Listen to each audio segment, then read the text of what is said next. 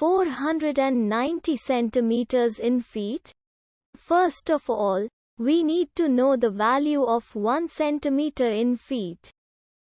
It's always 1 centimeter equals 0.03280839895 feet.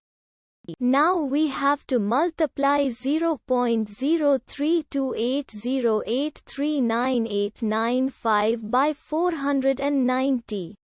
Therefore, 490 centimeters times 0.03280839895 feet equals 16.0761154855 feet.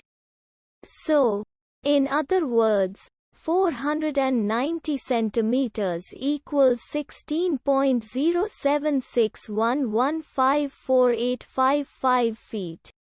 We hope you have enjoyed this video. Please like and subscribe to our channel for more videos like this.